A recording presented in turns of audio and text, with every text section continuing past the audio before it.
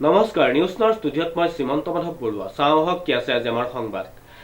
জটিল ৰোগত আক্ৰান্ত হোৱা এগৰাকী দৰিদ্ৰ মহিলা বিজয়া বৰা মুখ্যমন্ত্ৰী তথা ৰাইজৰ সহায়ৰ হাত কামনা কৰিছে পৰিয়ালৰ লোকে। নিউজ নাওৰ এক প্ৰতিবেদন।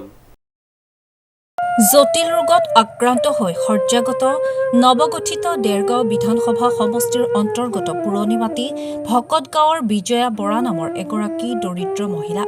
মহিলাগৰাকীয়ে বিগত কেইবামাহ ধৰি কৰ্কট ৰোগত আক্ৰান্ত হৈ আছে। চিকিৎসা কৰি সৰ্বশ্ৰান্ত হৈছে মহিলাগৰাকীৰ পৰিয়ালটো। মহিলাগৰাকীৰ স্বামী বিপিন বৰাই খেতি বাতি কৰি পোহপাল দি আহিছিল পৰিয়ালটো। এতিয়া অসহায় হৈ পৰিছে। সেয়েহে মুখ্যমন্ত্ৰী তথা সহৃদয়বান লোকৰ সহায় ভিক্ষা কৰিছে বিজয়া বৰাৰ লগতে পৰিয়ালৰ লোকে। সহৃদয়বান লোকে গুগল পে' নম্বৰ 8399004989ত সহায় আগবঢ়াব পাৰিব। মোৰ বাইদেউ অসুখ হৈ আছে, গুৱাহাটী মেডিকেলতো ভৰ্তি কৰি অপাৰেশ্যন কৰিলে, এতিয়া যোৰহাটতো চিকিৎসা লৈ আছে, ভাল হোৱা নাই। আৰু টকা পইচা অকণমান অসুবিধা হৈছে, তাকে আপুনি অনুৰোধ কৰিছোঁ অকণমান চাই দিয়ক। মুকুন্দ ওচৰত মই আহ্বান জনাইছোঁ। শ্ৰীমতী বিজয়া বৰা। অসুখ কেতিয়াৰ পৰা হৈ আছে? অসুখ আজি প্ৰায় 4 মাহমান হ'ল। মুখ্যমন্ত্ৰী মহোদয়ক কি আহ্বান জনাব? মুখ্যমন্ত্ৰী মহোদয়ক মই এটাই আহ্বান জনাওঁ যে এই পৰিয়ালটোক সৰ্বসাজ হৈ গৈছে।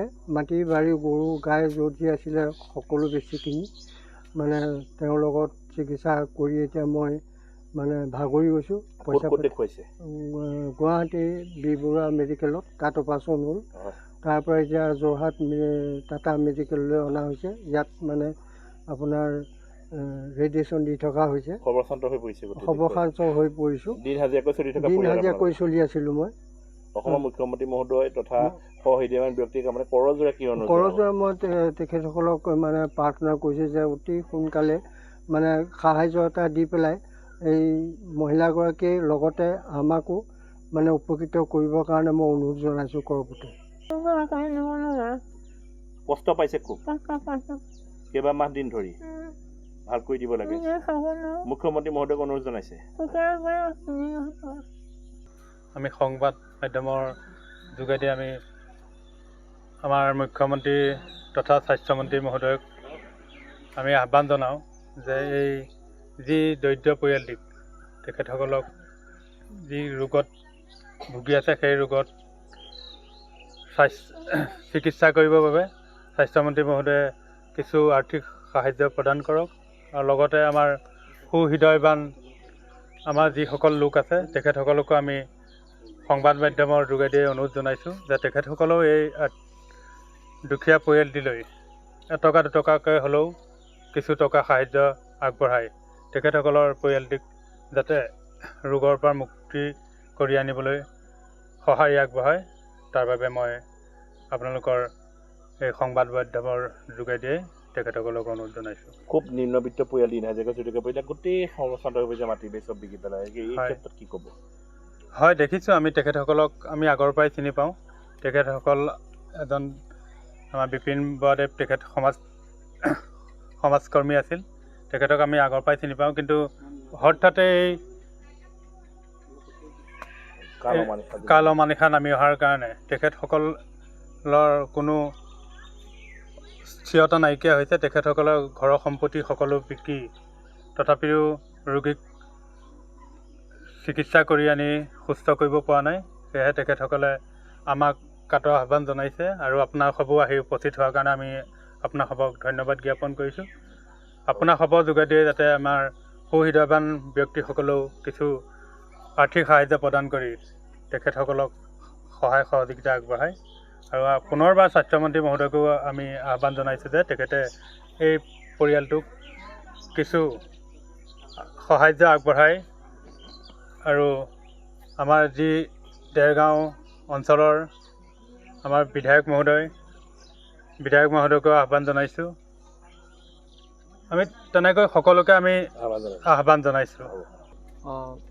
নমস্কাৰ। প্ৰথমে আপোনালোকৰ এই চেনেলটোৰ যোগেদি মই নমস্কাৰ জনাইছোঁ, যাতে এই আমাৰ সমাজকৰ্মীয়ে বিপিন দাই যি ধৰণে তাৰ দুৰাৰোগ্য ৰোগত বা তাৰ জটিল ৰোগত আক্ৰান্ত হৈছে, তেওঁৰ এই পৰিয়ালটো যাতে ভৱিষ্যতে আমাৰ লগতে খাপ খুৱাব পৰাকৈ স্বাস্থ্য আৰোগ্য হ'ব লাগে, ভাল হ'ব লাগে। আৰু এই চেনেলৰ আপোনালোকৰ চেনেলৰ যোগেদি জনাইছোঁ যে আমাৰ মুখ্যমন্ত্ৰী আৰু স্বাস্থ্যমন্ত্ৰী মহোদয়েও এই দুখীয়া পৰিয়ালটোক এই আমাৰ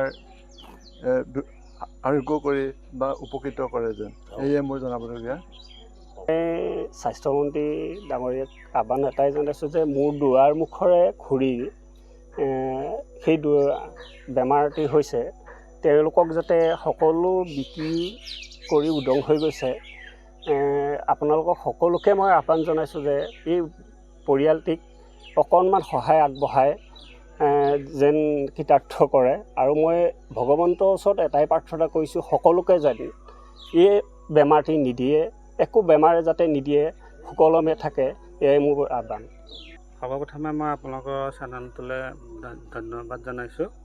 আৰু লগতে পুৰণিমাটি ভকত গাঁৱৰ আমাৰ এজন সমাজকৰ্মী বিপিন বৰাৰ তেখেতৰ সহধৰ্মিনী বিজয়া বৰা আজি 3 মাহৰ পৰা এটা জটিল ৰোগত আক্ৰান্ত হৈ আছে। এই ৰোগটোৰ চিকিৎসা নামত তেখেতলোকে ঘৰৰ সকলো সম্পত্তি প্ৰায় বিকিবলগীয়া হৈছে, বন্ধকত দিবলগীয়া হৈছে। আৰু পৰিয়ালটোৰ আচলতে দিন হাজিৰা কৰাৰ নিচিনাই এটা পৰিয়াল। তেওঁলোকে এই চিকিৎসা নামত পইচা খৰচ হোৱাৰ কাৰণে পৰিয়ালটো সৰ্বশাস্ত হৈছে। আৰু এই পৰিয়ালটোক আৰ্থিক সাহায্যৰ কাৰণে মই মুখ্যমন্ত্ৰী, স্বাস্থ্যমন্ত্ৰীৰ লগতে আমাৰ স্থানীয় বিধায়ক, লগতে আমাৰ সৌহৃদয়বান আমাৰ অঞ্চলৰ ব্যক্তিসকলক আহ্বান জনাইছোঁ যাতে তেওঁলোকে যিমান পাৰে 2 এটকা হ'লেও তেওঁলোকক আৰ্থিকভাৱে সহায় কৰি পৰিয়ালটোক যেনে উদ্ধাৰ কৰে তাৰে কামনা কৰিছোঁ। আপোনালোকক ধন্যবাদ জনাইছোঁ ইয়ালৈ অহাৰ বাবে। আৰু আপোনালোকৰ চেনেলৰ জৰিয়তে, নিউজৰ জৰিয়তে মই ক'ব বিচাৰিছোঁ, আমি দেখি আহিছোঁ আমাৰ ঘৰৰ নিচেই ওচৰৰে তেখেত হয়। আৰু এই অসুখটো হোৱাৰ পৰা মানে তেখেতসকলৰ এনেও আৰ্থিকভাৱে অলপ ইমান সবল নহয়। তথাপিতো যিমানখিনি মাটি আছিলে, ভেটি আছিলে, যি আছিলে আৰু বিকি মেলি বন্ধকত দি গৰু গাই বিক্ৰী কৰি চিকিৎসা কৰি আছে। এতিয়া অলপ অৱস্থা শোচনীয় হৈছে, মানে তেখেতসকলৰ চিকিৎসাৰ বাবদ যিমানখিনি প্ৰয়োজন হয় সিমানটো মানে বহন কৰিব পৰা নাই। গতিকে সহৃদয়বান লোকসকল, অসমৰ মুখ্যমন্ত্ৰী ডাঙৰীয়া আৰু স্বাস্থ্যমন্ত্ৰী ডাঙৰীয়া যাতে অনুৰোধ কৰিছোঁ তেখেতসকলক কিবা এটা ন্যূনতম কৰি হ'লেও সহায় সকলোৱে যেন আগবঢ়ায়। মাননীয় মুখ্যমন্ত্ৰী মহোদয়, স্বাস্থ্যমন্ত্ৰী হিমন্ত বিশ্ব শৰ্মা ডাঙৰীয়াক আমি অনুৰোধ জনাইছোঁ, এই দুখীয়া পৰিয়ালটো একেবাৰে আৰ্থিকভাৱে দুৰ্বল, তেওঁ দিন হাজিৰা কৰা এজন ব্যক্তি, তেওঁৰ পত্নী দুৰাৰোগ্য ৰোগত আক্ৰান্ত হৈ আজি 4 মাহ দিনে খুব কষ্টৰে তেওঁক প্ৰতিপাল কৰিছে, তথাপিতো সুস্থ কৰিব পৰা নাই। সেয়েহে আপোনালোকক অনুৰোধ জনাইছোঁ, জনসাধাৰণকো অনুৰোধ জনাইছোঁ যে সকলোৱে 1 টকা 2 টকা আৰ্থিক সাহায্য আগবঢ়াই মানুহগৰাকীক উপকাৰ কৰিব বুলি আমি অনুৰোধ জনাইছোঁ। দেৰগাঁৱৰ পৰা নৱজ্যোতি ভৰালীৰ ৰিপৰ্ট, নিউজ নাও।